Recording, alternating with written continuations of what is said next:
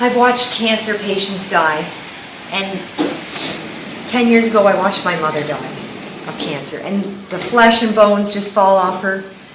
It's awful. And a decade later, I watched my stepmother die of the same disease that ravaged her body. And people would ask me, why don't you just put her to death? Why didn't they just do that? I don't understand. If she wanted to assisted suicide, would you help her? Truth for Today by Mrs. B. These are tough questions. Tough questions. And you know, euthanasia is not new.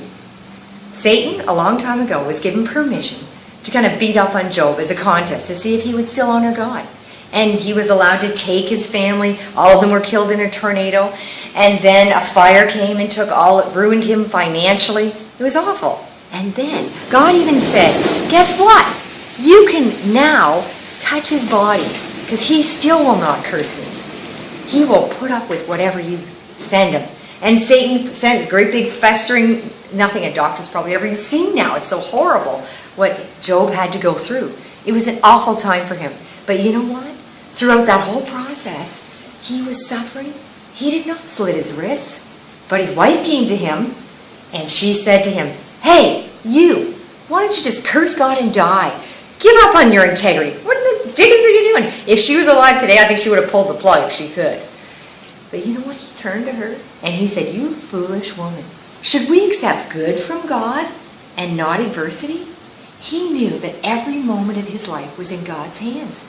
But you know, he hadn't read the psalmist as precious as the death of the saints in the Lord's sight.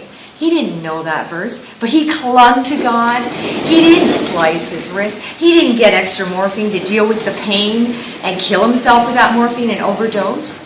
He hung on to God for all his life. And do you know what? God changed it around at the end, but he didn't for my mom. And God doesn't change it maybe for your grandma or grandpa, because death comes and pain is awful. But in that process of dying, there is grace.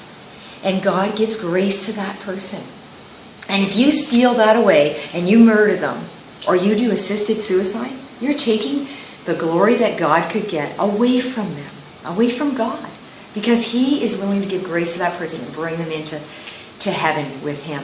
And in the process of death, there's also wonderful things that can happen between human relationships in that family that can be healed and broken. And you short circuit that if you take that life before it's time for that person to go.